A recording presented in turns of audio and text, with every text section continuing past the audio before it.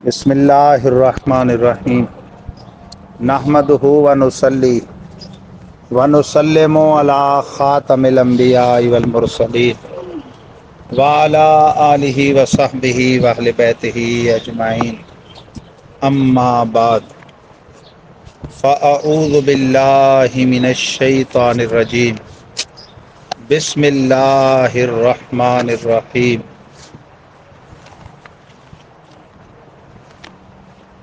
حضرات گرامی قدر، موطا امام مالک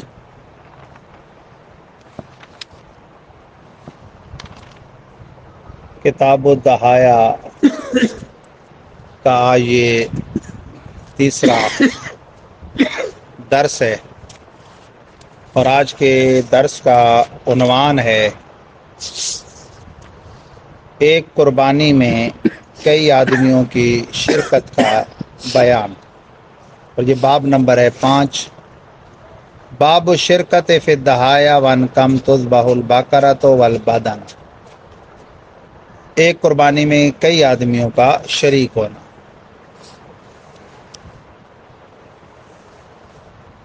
یاد رکھیں، اونٹ یا گائے میں 1 سے لے کر 7 بندوں تک کی شرکت ہو سکتی ہے، 7 سے زائد نہیں ہو سکتے، 7 سے کم جفت یا طاق جتنے بھی ہو جائیں، توفیق خداوندی شامل حال ہو، اللہ توفیق دے تو ایک بندہ بھی کر سکتا ہے، اکیلے بھی۔ البتہ یہ ہے کہ اگر کم آدمی شامل ہوتے ہیں اور ان کی آپس میں کوئی باہمی رضامندی اور تعلق سیٹنگ ایسی ہے، ان میں کوئی ایک بندہ زیادہ صاحب حیثیت ہے، وہ کہتا ہے باقیوں کو کہ تم جتنے جتنے پیسے چاہو ڈال لو، باقی میں پورے کر دوں گا۔ تو اب کم سے کم یہ شرط ہے کہ جو کم سے کم بھی ملائے تو وہ مجموعی قیمت کا 7واں حصہ ضرور ملائے۔ گوشت کے ساتھ اسے کرنا شرط نہیں ہے، وہ جتنے بندے ہیں اتنے بھلے اسے کر لیں، 5 بندے ہیں 5 اسے کر لیں، 6 ہیں 6، 4 3 2، 7 ہیں تو 7 ہی کریں گے، ظاہر ایک ایک لیں گے، لیکن 7واں حصہ ملانا شرط ہے، کا مطلب ہے اس کی قیمت کا 7واں حصہ۔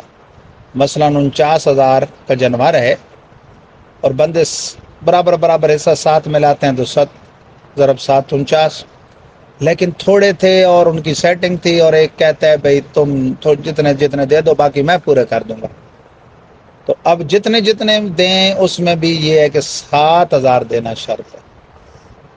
مثلا 4 بندے ہیں، 3 بندے ہیں، کوئی زیادہ دیتا ہے وہ دے بے شک، لیکن جو کم سے کم دے وہ 7 دے، یعنی کل قیمت کا 7واں حصہ۔ اب یہ حدیث ہے، اس میں 2 ہی ہیں، اس باب میں 3 حدیثیں، 492 اور امام مالک ابو زبیر مکی سے، اور ابو زبیر جابر بن عبداللہ سے روایت کرتے ہیں، وہ کہتے ہیں قال نہرنا مع رسول اللہ صلی اللہ علیہ وسلم عام الحدیبیۃ البدن عن سبۃ والبقرۃ عن سبۃ۔ یہ صحیح بخاری کی حدیث ہے جو انہوں نے بیان کی کہ جابر بن عبداللہ صحابی کہتے ہیں حدیبیہ کے سال ہم نے رسول پاک صلی اللہ علیہ وسلم کے ساتھ اونٹ نہر کیے تو 7 آدمیوں کی طرف سے، اور اگر گائے ذبح کی تو وہ بھی 7 آدمیوں کی طرف سے۔ اس میں ان لوگوں کا بھی رد ہے جو بعض کہتے ہیں نہیں، اونٹ میں جی 14 حصے ہیں، بکری دمبا وغیرہ ایک کی طرف سے، گائے میں چونکہ 7 حصے ہیں تو وہ اس سے ڈبل حجم کا جانور ہے تو اس میں 14، ایسا نہیں ہے، اس کا اور گائے وغیرہ کا ایک ہی حکم۔ دوسری حدیث امام مالک عمارہ بن یسار سے، وطا بن یسار سے، وہ کہتے ہیں ہمیں ابو ایوب انصاری میزبان رسول انہوں نے خبر دی، قال كنا نضحي بالشاة الواحدة يذبح الرجل عنه وعن اهل بيته ثم تباهى الناس بعد فصارت مباحات۔ وہ کہتے ہیں ابو ایوب انصاری کہ ہم ایک بکری ذبح کیا کرتے، آدمی اپنی اور اپنے گھر والوں کی جانب سے اسے ذبح کرتا، کہ غربت کا دور تھا، کوئی کبھی کبھار کوئی آدمی صاحب نصاب ہوتا تو وہ گھر بھر میں ایک کمانے والا ہی ہوتا، باقی فرد فرد نہ ہوتا جس طرح اب شہروں میں ہوتا ہے۔ تو پھر لوگوں نے فخر کے طور پر ہر ایک نے علیحدہ قربانی شروع کر دی. تو فخر کے طور پہ اگر کریں تو وہ ریاکاری، تو وہ تو اس کا وبال ہے. لیکن ایسا بھی نہ کریں کہ گھر میں ایک سے زائد صاحب نصاب ہوں اور کہیں کہ بس سرپرست کر رہے تو سب کی طرف سے ایک چھوٹا جانور ہو گیا. ایسا نہیں ہے. ایک گھر میں اگر مثلا 4 بندے ہیں اور چاروں الگ صاحب نصاب ہیں، اور ایسا ہوتا ہے شہروں میں، ہیں ٹوٹل 4، مثلا گھر کا سرپرست، اس کی زوجہ، اس کا ایک بیٹا ایک بیٹی جوان. بعض اوقات وہ ایسے بزنس مین ہوتے ہیں یا ملازم ہی ہوتے ہیں لیکن ان کے الگ اکاؤنٹ ہوتے ہیں اور صاحب حیثیت ہوتے ہیں. چاروں اگر ایام نہر میں 10، 11، 12 ذوالحجہ میں جدا جدا سے صاحب نصاب ہوں تو جدا جدا سے ایک ایک قربانی ان کے لیے واجب ہے. امام مالک آگے ایک تبصرہ اپنا کرتے ہیں، وہ فرماتے ہیں وَآسَ قَالَ مَالِكٌ وَآسَنُ مَا سَمِعْتُ فِي الْبَدْنَ وَالْبَقْرَ وَالشَّاةِ أَنَّ الرَّجُلَ يَنْحَرُ عَنْهُ وَعَنْ أَهْلِ بَيْتِهِ الْبَدْنَ وَيَذْبَحُ الْبَقْرَ وَالشَّاةَ الْوَاحِدَةَ هُوَ يَمْلِكُهَا وَيَذْبَحُ عَنْهُمْ وَيُشْرِكُهُمْ فِيهَا فَمَّنْ يَشْتَرِي النَّفَرُ الْبَدْنَ أَوِ الْبَقْرَ أَوِ الشَّاةَ يَشْتَرِكُونَ فِيهَا فِي النُّسُكِ وَالضَّحَايَا فَيُخْرِجُ كُلُّ إِنسَانٍ مِّنْهُمْ حِصَّةً مِّن ثَمَنِهَا وَيَكُونُ لَهُ حِصَّةٌ مِّن لَحْمِهَا فَإِنَّ ذَلِكَ يُكْرَهُ وَإِنَّمَا سَمِعْنَا الْحَدِيثَ أَنَّهُ لَا يُشْتَرَكُ فِي النُّسُكِ وَإِنَّمَا يَكُونُ عَنْ أَهْلِ الْبَيْتِ الْوَاحِدِ. امام مالک نے فرمایا کہ اچھی بات جو میں نے سنی ایک گائے، اونٹ یا بکری کے متعلق یہ ہے کہ آدمی اپنے اور اپنے گھر والوں کی جانب سے ایک اونٹ نہر کر دے یا گائے ذبح کر دے یا بکری جس کا وہ مالک ہو، اسے ذبح کر کے ثواب میں ان سب کو شریک کر دے. یعنی واجب ہے ایک بندے پر، وہ کرے گا تو اپنی طرف سے اس سالے ثواب، بھلے سارے گھر والوں کو کرے، وہ تو سارے دنیا بھر کے مسلمانوں کو کرے تو بھی جائز ہے، لیکن وہ قربانی کس کی طرف سے ہوگی؟ وہی اس کی اپنی طرف سے جس پر واجب ہے. اگر ایک اونٹ گائے یا بکری خریدی جائے اور اس قربانی میں کئی آدمیوں کو شریک کرے اور ہر ایک اس کی قیمت کا حصہ دے اور حصے کے مطابق اسے گوشت ملے تو یہ مکروہ ہے. اور ہم نے یہی بات سنی ہے کہ قربانی میں کوئی شریک نہیں ہو سکتا اور سارے گھر والوں کی طرف سے ایک قربانی ہو سکتی ہے. یہ امام مالک کا اندیہ ہے. اب ہمارے احناف کا مذہب مختار جو ہے وہ میں آپ کو عرض کر دیتا ہوں کہ امام مالک تو کہتے ہیں کہ جانور ایک ہی گھر والوں کی طرف سے ہو، خواہ چھوٹا نہیں بلکہ بڑا اونٹ یا گائے کیوں نہ ہو، اور مختلف حضرات کا اس کی قیمت اور گوشت میں شامل ہونا سرے سے ہی مکروہ ہے. نیز امام مالک، امام شافعی اور امام احمد بن حنبل کے نزدیک صرف ایک بکری سارے گھر والوں کی طرف سے کفایت کرتی ہے، جو ائمہ ثلاثہ ہیں. ہمارے امام اعظم کے نزدیک ایک بکری ایک ہی شخص کی جانب سے کفایت کرتی ہے. گھر کے اندر کوئی اور بھی صاحب نصاب ہو تو اس پر جدا علیحدہ اپنی قربانی واجب ہوتی ہے. نیز امام اعظم کے نزدیک جو بڑا جانور ہے، اونٹ، گائے اور بھینس، اس میں 7 مختلف آدمی شریک ہو سکتے. وہ یہ بھی شرط کوئی نہیں کہ گھر کے ہی ہوں، کوئی بھی 7 مسلمان، اس طرح کے 7 حضرات مساوی قیمت ادا کریں. قیمت میں 7 بندے برابر کے شریک ہو جائے اور 7 مساوی گوشت بانٹ لیں جیسے عام طور پہ ہوتا ہے. ہاں یہ بات ان ایام میں بہت قابل لحاظ ہے کہ شرکاء کا صحیح العقیدہ سنی مسلمان ہونا شرط ہے.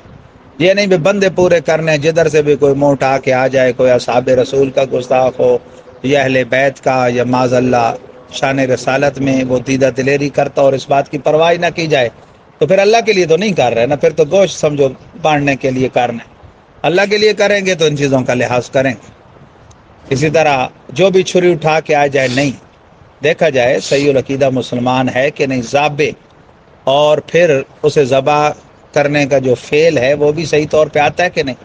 بے شک صحیح العقیدہ ہو لیکن وہ ماہر نہ ہو قصاب، اور وہ اپنے اناڑی پن کی وجہ سے جانور کو حرام کر بیٹھے، اور یا ہے ہی وہ بد مذہب، تو پھر ایک محض چھوٹی سی غفلت کی وجہ سے ساری محنت پر پانی پھر جائے گا اور قربانی برباد ہو جائے گی. آخری حدیث اس باب میں ہے کہ امام مالک ابن شہاب زہری سے روایت کرتے ہیں کہ رسول پاک نے اپنی اور اپنے گھر والوں کی جانب سے ایک اونٹ جو ہے گائے کی قربانی دی، امام مالک نے فرمایا کہ مجھے یاد نہیں کہ ابن شہاب نے دونوں میں سے کس کا ذکر کیا، یعنی بادانہ کہا اونٹ یا بقرہ گائے کا ذکر کیا۔ تو ایسا بھی ثابت ہے سرکار دو جہاں صلی اللہ علیہ وسلم نے کہ بڑے جانور کی آپ نے تنہا قربانی کی۔ حجت الوداع کے موقع پر سرکار نے جو ایک فرض حج ادا فرمایا، آپ نے اپنے دست مبارک سے 63 اونٹ نہر فرمائے، جس میں علماء نے لکھا کہ یہ آپ کی حیات ظہری کے 63 سالوں کی طرف اشارہ تھا، کہ گویا آپ اشارہ دے رہے تھے کہ میں نے اپنی زندگی کا ہر سال اللہ کی بارگاہ میں اسی کی خاطر اسی کے دین کے کام کے لیے قربان کیا۔ اور وہ اونٹ بھی بڑی پھر قسمت والے تھے نا۔ اونٹ ویسے دستے کساب میں چھری دیکھے تو بھاگتا ہے، اور دستے رسالت مآب میں بھی چھری دیکھ کے وہ بھاگا، لیکن پیچھے نہیں آگے، یعنی ذبح ہونے کے لیے چھری کی طرف 63 اونٹ لائن میں کھڑے کیے گئے، اور ہر ایک پچھلا اونٹ آگے بڑھنے کی کوشش کرتا تھا۔ تو ہمارے آقا صلی اللہ علیہ وسلم نے اپنے دست مبارک سے وہ ذبح فرمایا۔ اس میں بعض ان صوفیوں کا بھی رد ہے، جاہل صوفیوں کا ایک ٹولہ ہے، وہ اکثر یہ اس طرح کی جہالتیں ہمارے ہندوستان کا ذخیرہ ہیں۔ وہ کہتے ہیں جی ہم جانور کو ذبح نہیں کرتے، یہ بھی ظلم ہے۔ تو رحمت للعالمین نے اپنے دست مبارک سے جانور کو ذبح کی ہے، یہ بڑے رحیم آ گئے، ٹھیک ہے نا۔ یہ اللہ تعالیٰ کا نظام ہے کہ اللہ تعالیٰ نے، ہیں وہ بھی حیوان جاندار ہیں، ان کو تکلیف ہوتی ہے، لیکن شریعت کا حکم ہے، اور اللہ تعالیٰ نے انسان کے نفع کے لیے ان چیزوں کو پیدا کیا۔ قرآن پاک کا حکم ہے خلق لکم ما فی الارض جمیعا، پیدا کیا اللہ تعالیٰ نے تمہارے لیے زمین میں جو کچھ ہے سب کا سب۔ لکم میں علماء فرماتے ہیں مفسرین، بلکہ تفسیرات احمدیہ شیخ احمد المروم اللہ جیون ہندی جو اورنگزیب عالمگیر کے بادشاہ کے استاد ہیں، 16 سال کی عمر میں حرم شریف میں انہوں نے عربی میں یہ تفسیر لکھی، حالانکہ ہیں وہ ہندوستانی اجمی آدمی ہے۔ وہ تفسیر ہے ہی ان 500 آیات کریمہ کی جن میں شریفی کی احکام ہیں۔ قرآن میں قصص بھی ہیں نا، واقعات بھی ہیں، عقائد کا بھی بیان ہے، مثالیں بھی ہیں، تو وہ جو احکام کی آیتیں ان کی تفسیر ہے۔ اس میں فاتحہ شریف کے بعد سورہ بقرہ کی تفسیر میں پہلا مسئلہ یہی ہے، کون سا؟ کہ اشیاء میں اصل اباحت ہے، یعنی چیزوں میں اصل یہ ہے کہ ان چیزیں بندوں کے لیے جائز ہیں جب تک حرمت کی کوئی الگ دلیل نہ ہو۔ اس پر انہوں نے دلیل کس سے پکڑی؟ اسی آیت سے کہ اللہ فرماتا ہے کہ خالق لکم ما فی الارض جمیعا۔ یہ مسئلہ آپ سمجھ جائیں گے تو آپ کو بہت سارے یہ جو وہابی رولے ڈالتے ہیں 11ویں 12ویں تیجا ساتہ 10واں چیلم برسی، حالانکہ ان سے جھگڑا یہ نہیں ہے، علماء اہل سنت کا ان سے اصل جھگڑا ہے ان کے بڑوں کی کفریہ عبارتیں اور بے ادبیاں جو انہوں نے اپنی کتابوں میں کی، جس کی وجہ سے وہ دائرہ اسلام سے نکلے، مرتد ہوئے، شان رسالت میں جو توہینیں کی، وہ لوگوں کی توجہ ہٹانے کے لیے نا انہوں نے یہ مسئلے مشہور کر دیے۔ اور جو ان کے دوسرے بھائی ہیں یہ غیر مقلدین جو اپنے آپ کو اہل حدیث کہلاتے ہیں، انہوں نے اپنے بڑوں کی کفریہ اور بے ادبی والی باتوں سے توجہ ہٹانے کے لیے یہ مسئلے نکال لیے، رفع یدین کا، اونچی آمین کہنے کا، ٹھیک ہے نا، پاؤں زیادہ چوڑے کر کے کھڑے ہونے کا، وغیرہ وغیرہ۔ نہ ان سے اصل یہ اختلاف ہیں، یہ تو ائمہ ثلاثہ بھی کرتے ہیں، امام مالک، امام شافعی، امام احمد بن حنبل، تینوں امام رفع یدین کرتے ہیں۔ کبھی ان کا برا نام لیا ہم نے؟ امام مالک کی کتاب سے میں درس کرتا، یہ موطا امام مالک، تو وہ ان کی تحقیق ہے حدیث کی روشنی میں۔ ہمارے امام کے نزدیک رفع یدین منسوخ ہے، ان کے نزدیک یہ منسوخ عمل نہیں ہے، یعنی سرکار نے آخر تک جاری رکھا، تو وہ اسے سنت قرار دے۔ ان سے اصل یہ جھگڑا نہیں، ان سے اس میں اگر جھگڑا ہے تو وہ اور وجہ سے ہے کہ بھائی وہ تو تحقیقاً اس کو اپناتے ہیں نا اپنے امام کی تقلید میں، شافعی حضرات یا مالکی یا حنبلی، تمہارے پاس تحقیق بھی کوئی نہیں، تم ضدن اپناتے ہو۔ اور دوسرا اصل جھگڑا وہ عقیدوں کا، اسی طرح ان سے بھی اصل جھگڑا عقیدوں کا ہے۔ تو اس کی میں بات کر رہا ہوں کہ بھائی قانون یہ ہے کہ چیزوں میں اصل کیا ہے؟ چیزوں کا مباح ہونا، جائز ہونا۔ ان فی الاصل ان فی الاشیاء الاباحہ، بے شک اشیاء میں اصل کیا ہے؟ اباحت، ان کا مباح ہونا، جب تک حرمت کی الگ سے دلیل نہ ہو۔ چیزیں اصل میں مباح ہیں، اس کی دلیل کیا ہے؟ وہ کہتے ہیں اللہ تعالیٰ فرماتا ہے خالق لکم ما فی الارض جميعا، پیدا کیا اللہ تعالیٰ نے تمہارے لیے جو کچھ زمین میں، سب۔ لکم، لکم میں جو لام ہے یہ انتفاع کے لیے، لام لکم میں لام کس کے لیے؟ انتفاع، یعنی نفع اٹھانے کے لیے۔ یعنی معنی اب کیا ہوگا؟ اللہ تعالیٰ نے تمہارے نفع اٹھانے کے لیے سب چیزیں پیدا کی۔ تو نفع کب اٹھایا جائے گا؟ جب چیز ناجائز ہو۔ اسے کیسے نفع اٹھایا جائے گا؟ جب چیز اصل میں کیا ہو؟ جائز، تب نفع اٹھایا جا سکتا ہے۔ تو اس لیے 11ویں 12ویں تیجا ساتہ 10واں چیلم برسی لوگ اصل میں بیوقوف ہیں، دھوکہ دیتے ہیں، وہ وقت ضائع کرتے ہیں۔ بھابی ان کو وہ سوال کرتے ہیں جو سوال بنتا ان کا ہے ہی نہیں۔ یہ آگے اپنے علماء کو بجائے اس کے علماء نت نئے مسائل جو امت کو پیش آ رہے ہیں، جدید مسائل فی زمانہ، آپ دیکھیں خرید و فروخت کی کتنی کمپنیاں آ گئیں، ان کے طریقے جائز ہیں ناجائز ہیں، اس میں سود تو نہیں، کہیں اس میں جوا کی صورت تو نہیں، بینکنگ کے مسائل ہیں، اور بیرونی دنیا میں، یورپی دنیا میں مسلمانوں کے کیا کیا ذبیحہ کے مسائل ہیں، جو مشینی ذبیحہ ہے وہ آیا حلال ہے حرام ہے، پھر کافر کے ہاتھ سے جو گوشت آتا ہے یعنی اس کی دکان سے، اس کا کیا شرعی حکم ہے، اور بہت سارے کریڈٹ کارڈ کے مسائل ہیں، شیئر کا کاروبار ہے۔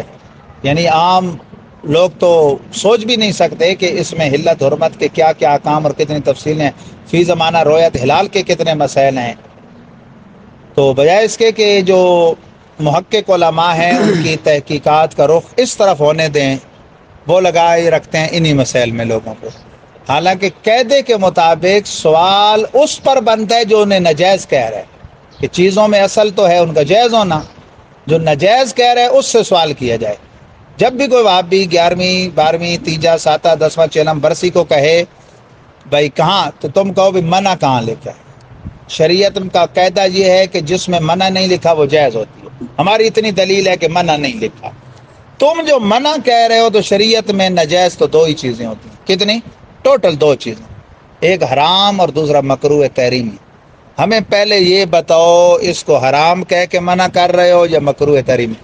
وابی کی پکی عادت ہے وہ جوش میں کہے گا حرام کہہ کے، اسے کہو کہ بھائی آپ دلیل دو، اور قطعی دلیل دو۔ قطعی دلیل سے مراد ہے اب جب تک وہ قرآن کی آیت نہ پیش کرے یا خبر متواتر، خبر متواتر اس حدیث کو کہتے ہیں جس کے ہر دور میں اتنے بیان کرنے والے ہوں، اتنے کہ جن کا عادتاً جھوٹ پر جمع ہونا ناممکن ہو، اتنے لوگ، تب وہ معتبر مانی جاتی ہے اور وہ دلیل قطعی بنتی ہے۔ کبھی بھی نہیں پیش کرے گا، پھر کبھی بھی آپ کو نہیں چھیڑے گا۔ اور اگر وہ کہے نہیں میں مکروہ تحریمی کہتا ہوں، پھر بھی اس کے ذمہ حدیث ہے، حدیث متواتر سے کم ہے لیکن حدیث ہے اس کے ذمہ، ورنہ وہ اس کا مکروہ ہونا بھی ثابت نہیں ہوتا۔ یہ قید ہے، یہ اصول ہے، یہ ذہن میں رکھیں۔ یہ بات آ گئی اس سے کہ بد مذہب جو ہے وہ ان کی عادت ہوتی ہے کہ وہ ہر جائز کو ناجائز قرار دیتے ہیں۔ پروردگار عالم جل جلالہ سے دعا ہے کہ وہ ہمیں یہ آخری ایک مسئلہ کتاب الذبائح، پھر آگے شروع ہو جائے گا، اس سے پہلے یہ باب دہیہ اما فی البطن المرا و ذکر ایام الاضحیٰ، پیٹ کے بچے کی قربانی اور ایام قربانی کا بیان۔ اثر حدثني يحيى عن مالك عن نافع عن عبد الله بن عمر قال الاضحى يومان بعد يوم الاضحى، وحدثني عن مالك انه بلغ عن علي بن ابي طالب مثل ذلك۔ اثر حدثني عن مالك عن نافع عن عبد الله بن عمر لم يكن يضحي اما في بطن المرأة، قال مالك الضحية سنة وليست بواجبة ولا يحب لأحد ممن قوي على ثمنها ان يتركها۔ امام نافع سے روایت ہے کہ عبداللہ بن عمر نے فرمایا کہ عید والے دن اور اس کے 2 دن بعد تک قربانی ہے، یعنی 3 دن اور 2 راتیں، 10 11 12 ذوالحجہ کا دن اور بیچ میں 11ویں 12ویں کی رات۔ امام مالک و حضرت علی سے بھی یہی بات پہنچی، اور نافع سے روایت ہے کہ عبداللہ بن عمر اس بچے کی جانب سے قربانی نہیں کیا کرتے تھے جو عورت کے پیٹ میں ہو، یعنی جو آپ اس طور پر کہ بھائی صاحب نصاب تو گھر میں ایک ہے، لیکن بھائی یہ میں کر رہا ہوں سب کی جانب سے، تو اس میں یہ نہیں ہے کہ بھائی پیٹ کے بچے کو بھی شامل کر لیں۔ جیسے وہ ایک غلط مسئلہ مشہور ہے جناب کہ گھر میں مہمان آیا ہوا ہو تو اس کا فطرانہ بھی میزبان کے ذمے ہے، حالانکہ خود بندے صاحب نصاب پر صرف اپنا ہوتا ہے اور زیر کفالت نابالغ بچوں کا، بیوی اور بالغ بچوں کا بھی بندے کے ذمہ نہیں ہوتا، وہ خود صاحب نصاب ہیں، تو شریعت نے جیسے ہر عاقل بالغ پہ اپنے احکام رکھے ہیں ان پر واجب ہے۔ نہیں ہے صاحب نصاب تو غیر صاحب نصاب فقیر پر ہوتا ہی نہیں، ہر روزے دار پہ نہیں ہوتا، صاحب نصاب بندے پر ہوتا۔ اگر ہر امیر و غریب روزے دار پر ہو تو پھر دینا کس کو ہے؟ کافروں کو تو نہیں دینا نا، مسلمانوں کو دینا ہے، فقراء نے لینا ہے، امیروں نے دینا ہے۔ اسی طرح امام مالک نے فرمایا کہ قربانی سنت ہے، واجب نہیں۔ مجھے یہ پسند نہیں کہ ایک آدمی قربانی خریدنے کی طاقت رکھتا ہو پھر بھی ترک کر، تو ان کے نزدیک یہ سنت موقدہ ہے، اور امام شافعی اور امام احمد بن حنبل کے نزدیک بھی، یعنی جو صاحب استطاعت ہے اس پر بھی واجب نہیں۔ ایک روایت میں امام احمد کے نزدیک مالدار پر قربانی واجب اور غریبوں کے لیے سنت موقدہ رہے۔ ہمارے امام اعظم جو ہمارا مسئلہ ہے وہ یہ ہے کہ ہر صاحب نصاب مسلمان پر قربانی واجب ہے۔ ایک تو فصلی لربک کا وانحر سے میں نے اس کا استدلال پیش کیا تھا پہلے درس میں کہ دونوں آرڈر کے سیغے ہیں، اور اس سے مراد قربانی والی نماز اور قربانی جو کی جاتی ہے یوم عید ضحیٰ وہ مراد ہے۔ دوسرا وہ حدیث ابن ماجہ کی کہ فرمایا من وجد ساعۃ فلم یضاحی فلا یقربن مصلانا، جو وسعت رکھتا ہو اور قربانی نہ کرے ہماری عیدگاہ کے قریب بھی نہ آئے۔ محض سنت ہوتی تو اس کے ترک پر سرکار یہ جھڑکی نہ فرماتے۔ تو ہر صاحب نصاب مسلمان جب آزاد اور مقیم ہو، مسلمان کی قید سے کافر نکل گیا، آزاد کی قید سے غلام نکل گیا، صاحب نصاب کی قید سے غریب نکل گیا، مقیم کی قید سے مسافر نکل گیا۔ یہاں ایک بات یہ ہے کہ سرکار نے اپنی امت کی جانب سے قربانی دی تو سرکار کے الفاظ کتنے پیارے تھے۔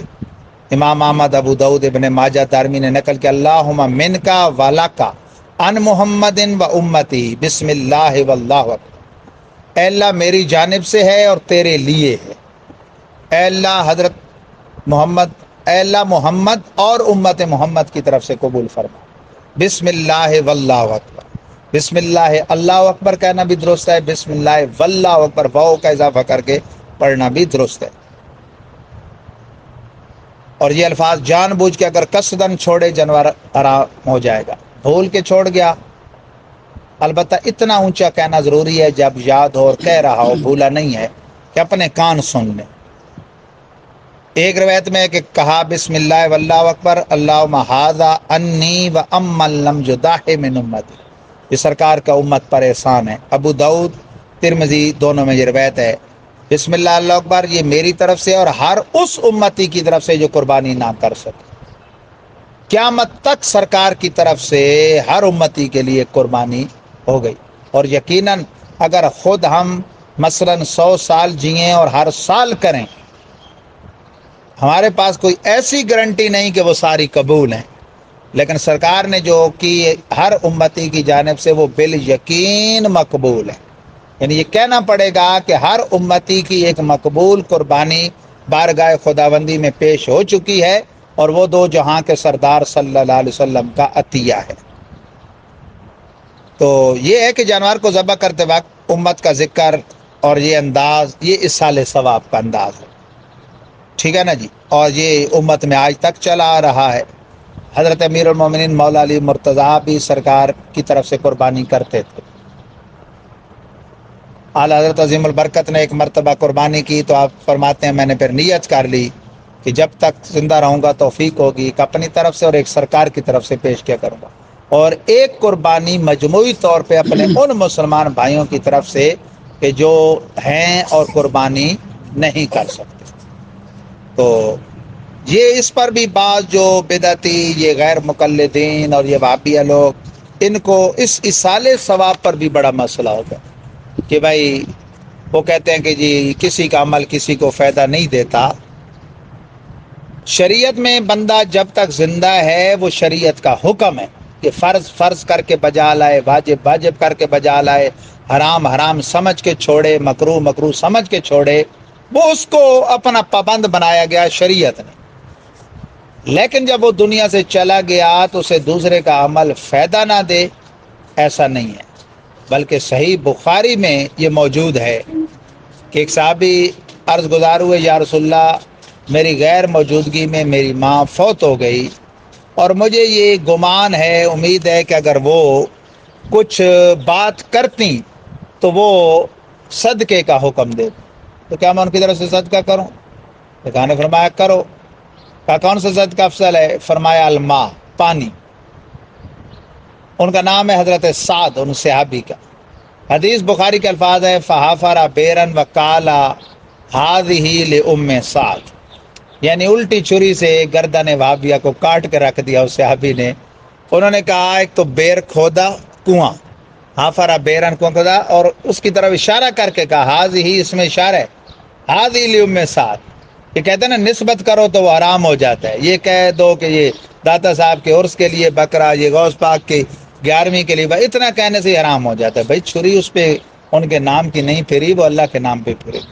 تم تو کہتے ہو اولیاء کی ارواح کے صالح ثواب کے لیے نسبت کی ہوئی ہے، اور اللہ کے نام پہ بھی چھری اسے حلال نہیں کر سکتی۔ فتاوی شامی اور فتاوی عالمگیری جس کے بغیر حنفی مفتی ہل ہی نہیں سکتا۔ برے صغیر میں خصوصاً عالمگیری کے حوالے سے اور مطلقاً عرب و عجم کا جو بھی حنفی مفتی ہو، فتاوی شامی کے بغیر اس کی لائبریری نہیں چلتی۔ دونوں میں لکھا ہے اور کئی تفسیروں میں لکھا ہے کہ بتوں کے نام جو بھینٹ چڑھائے جاتے تھے نا، جانور، وہ چھوڑا ہوا ہے کسی مشرک نے، مسلمان نے پکڑ لیا، نام خدا پر ذبح کیا، وہ حلال ہے۔ ہاں، مسلمان کا غیر کے جانور کو پکڑنا وہ الگ ایک فعل درست نہیں ہے، لیکن نام خدا پہ ذبح سے وہ حلال ہو جائے گا۔ تو بتوں کے نام بھینٹ چڑھانے کے لیے چھوڑا ہوا جانور نام خدا پہ حلال ہو جائے تو معاذ اللہ غوث اعظم اور داتا صاحب اور اولیاء سے اتنی دشمنی ہے ان کو کہ یہ کہتے ہیں کہ وہ نام خدا پہ بھی ذبح ہے۔ اچھا، مٹھائی پہ کون سی چھری پھرتی ہے؟ اس کو بھی یہ حرام کہہ دیتے۔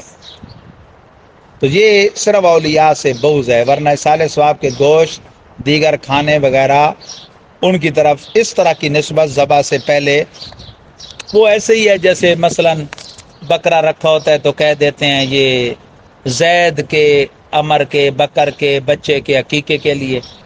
اب وہ ذبح تو نام خدا پر ہی ہوتا ہے نا، یا فلاں کے ولیمے کے لیے۔ یوں ہی یعنی مقصد کیا ہے کہ جو ولیمے میں مہمان آئیں گے ان کو کھلایا جائے گا، جو عقیقے میں آئیں گے ان کو کھلائے۔ اسی طرح غوث پاک کا ہے یا داتا صاحب کا مطلب کیا ہے، جو ان کے عرس میں، ان کی 11ویں میں آئے گا، ان کے لنگر میں اس کو کھلایا جائے گا۔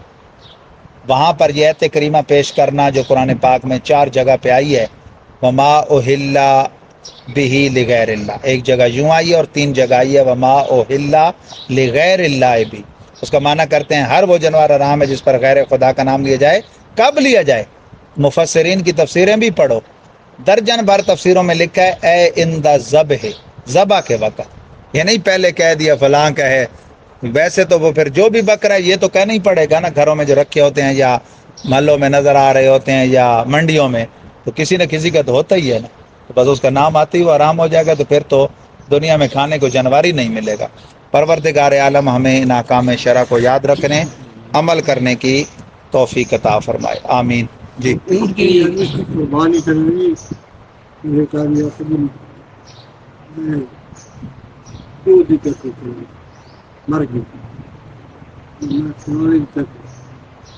مر گیا تو آپ وہ پیسے اس سے دیں، اس سے پیسے دیں، ساری زندگی اس سے پیسے لائیں، پیسے کچھے ٹائم کرنا، آپ ہی آپ بھی سب حیثیت صاحب حیثیت اپنی چھوڑ کے غیر کی کرے تو اس کی مثال فقہا نے ایسے دی ہے کہ جیسے کسی کے ذمہ خدمت ہو بادشاہ کی، اور وہ بادشاہ کی خدمت نہ کرے اور اس کے نوکروں چاکروں کی خدمت کرے۔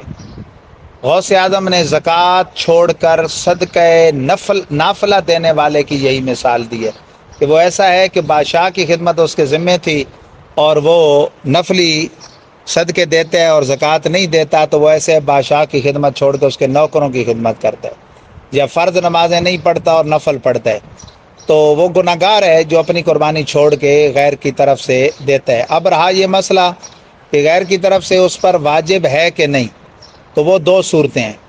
اگر تو جس سال آدمی فوت ہوا ہے وہ وصیت کر گیا تھا، وہ وصیت کر گیا تھا اور اس کے مال بھی موجود ہے، تو اس کی طرف سے یہ وصیت پوری کرنا پھر تو ہے واجب۔ اگر اس نے وصیت نہیں کی تھی یہ اس کی طرف سے کرتا ہے تو یہ واجب نہیں ہے۔ اپنی صاحب نصاب ہونے کی صورت میں قربانی کر کے اضافی قربانی والدین کی طرف سے نفلی قربانی، کہ جس کا ویسے دوسری اپنی واجبی قربانی کا ثواب بھی ان کو اور سارے جان کو پہنچا سکتا ہے، لیکن ان کی طرف سے جانور ذبح کرنا چاہتا ہے تو بے شک نفلی جانور کے طور پہ کرے، یا اس کے پاس انہی کا پیسہ ہے اس میں سے کرے، چاہے اپنے پیسے میں۔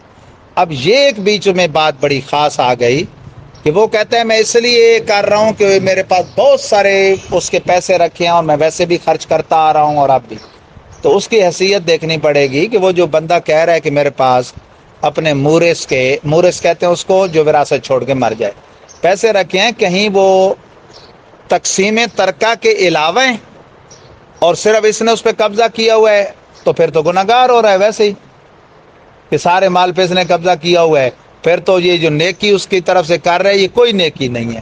اس سے بڑا فریضہ تو یہ تھا کہ سارے وارثوں میں اس کی وراثت تقسیم کرتا۔ ہاں اگر وہ مراد یہ لے رہا ہے کہ جو مجھے باقاعدہ اس کی طرف سے میرا حصہ ترکے میں آ گیا وہ، تو وہ پھر اس کا نہیں رکھا، وہ اس کا ہو گیا، وہ ہے ہی اس کا۔ اس میں یہی صاحب نصاب ہونے کی صورت میں اس پر اپنی واجب ہے۔ یہ بہت بری بات ہے اور بہت جہالت کی بات ہے کہ وہ اپنی واجب ترک کیے رکھے اور جو ان کی طرف سے کر رہا ہے وہ صرف نفلی ہے۔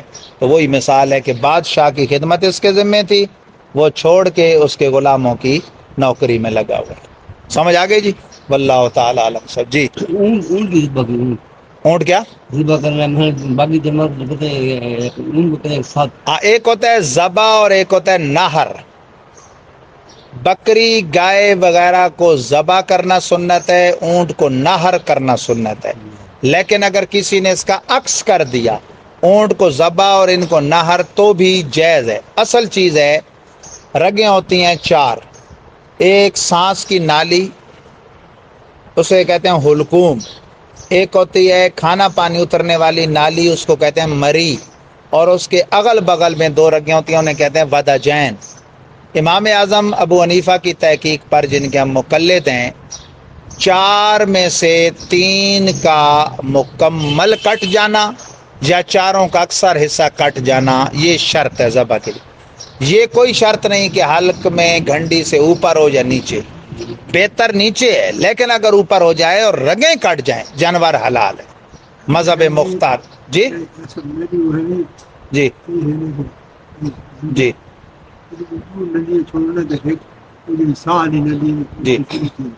جی جی ہاں دونوں طرف انہیں کہتے ہیں وداجین۔ جی جی حلقوم کٹو تو جی چھوڑو نہیں جی ہاں یہ کاٹنی ہے نا چاروں کا اکثر حصہ یا تین مکمل، یہ نہیں صرف سانس کی نالی، لیکن اس میں اختلاف ضرور ہے کہ وہ تحت الاقدہ یا فوق الاقدہ میں علماء کا اختلاف ضرور ہے، لیکن فتاوی شامی میں لکھا ہے کہ مذہب مختار یہ ہے کہ اصل اعتبار ہے رگیں کٹنے کا۔ اب وہ نہر ہے کیا اور ذبح ہے کیا؟ ذبح ہے جانور کا باقاعدہ قبلہ رو لٹا کے اس کی ان رگوں کا کاٹنا، یہ ذبح کہلاتا ہے۔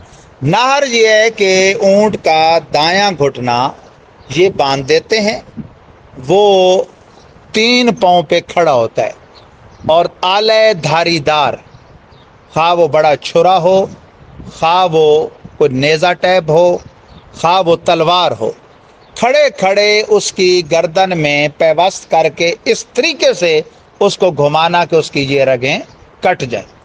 اگر تو وہیں کٹ گئیں فابیا، ورنہ اس کٹنے کی وجہ سے وہ گر پڑا تو اب اسے بر طریقہ ذبح اس کی جو رگیں کاٹنی ضروری تھیں اگر وہ کٹ گئیں وہیں، وہ ایک تجربہ ہوتا ہے تو فابیا، ورنہ وہ پوری سانس نکلنے سے پہلے کاٹ دی جائے، اسے کہتے ہیں نہر۔ لیکن اگر نہر کرنے والا مہارت نہر رکھتا ہو تو فابیا، ورنہ پھر اسے بھی عام طریقے پہ ذبح کیا جائے، یعنی ایسا نہ ہو کہ نہر کی عدم مہارت کی وجہ سے اسے حرام کر بیٹھا۔ یہ مشہور ہے یہ جی یہ صحیح یاد نہیں لگنا کتنے میں جی پہلے گردن لمبی ہوگی پہلے کشمیر نہیں نہیں نہیں، ہاں یہ اچھا سوال کیا آپ نے۔ یہ باقاعدہ فتاوی امجدیہ میں یہ سوال ہے اور اس کا جواب بھی موجود ہے۔ فتاوی امجدیہ میں 2 سوال ہیں آگے پیچھے، وہ دونوں میں بیان، چلو دوسرا آپ نے نہیں پوچھا لیکن میں وہ بھی بیان کرتا ہوں۔ بعض لوگ سمجھتے ہیں کہ جس چھری سے ذبح کیا جاتا ہے اس کے لیے لکڑی کا دستہ ہونا شرط ہے، بلکہ اس میں لوگوں نے اب ایک اور بھی اجتہاد بڑھا دیا، بوڑھی عورتوں نے، کہ اس دستے میں 3 کیلیں لگی ہونی بھی شرط ہیں۔ صاحب فتاوی امجدیہ نے لکھا ہے کہ شریعت میں تو چھری شرط نہیں ہے، کوئی آلہ دھاری دار، حتیٰ کہ حدیثوں میں ہے کہ وہ بکری فوت ہونے لگی تو وہ دھاری دار پتھر سے ذبح کیا گیا اور بارگاہ رسالت میں پوچھا گیا، اصل چیز ہے دھاری دار جو رگیں کاٹنے کی صلاحیت رکھ دو۔ وہیں اسی کے قریب یہ مسئلہ لکھا ہے جو آپ نے پوچھا، کہ بعض لوگ سمجھتے ہیں کہ اونٹ میں جس طرح وہ حصوں کا کہتے ہیں نا کہ وہ گائے سے ڈبل جانور ہے، 7 نہیں 14 حصے ہونے چاہیے، جیسے وہ باطل بات ہے 7 ہی ہونے چاہیے، اسی طرح یہ بھی باطل بات ہے کہ اس کی گردن لمبی ہوتی ہے تو وہ ایک جگہ سے نہیں بلکہ 3 جگہ سے یا 7 جگہ سے نہیں، یہ بے جا تکلیف ہے۔ یہ کیا ہے؟ بے جا تکلیف، بلکہ نہر ذبح سے قدرے اس میں کم تکلیف اور وہ آسان ہے۔ ہاں وہ ادا کرنا مشکل ہے، وہ ایک فن چاہیے، کیونکہ اونٹ میں ایک تو دہشت اور وحشت زیادہ ہوتی ہے، خطرہ ہوتا ہے، دوسرا وہ قد کا مسئلہ ہوتا ہے، تو اس کی ایک خصوصی مہارت ہوتی ہے۔ کر سکتے ہیں جی، کر سکتے ہیں۔ وادی مینا میں وہ جو کیا جاتا ہے اب تو اس کا بھی انداز بدل گیا نا، اب تو وہ کبھی کبھی دکھاتے ہیں فیس بکوں پہ کہ وہ کھلے میدان کے بجائے بڑا ہال ہوتا ہے کہ تاکہ وہ کہیں ادھر ادھر بھاگ نہ جائیں۔ یہ باندھنے والا عمل وہ نہیں کرتے، عربیوں کو ان کے ساتھ انس کی وجہ سے اور وہ قربت کی وجہ سے، یعنی وہ دہشت ان پہ نہیں ہوتی، بس وہ یوں کرتے ہیں، یوں ایسے لگتا ہے بھائی وہ قریب بھی نہیں جاتی وہ نوکدار چیز اور وہ نہر ہو جاتا ہے اور وہ کٹ کے گر جاتا ہے۔ تجربہ ہو گیا۔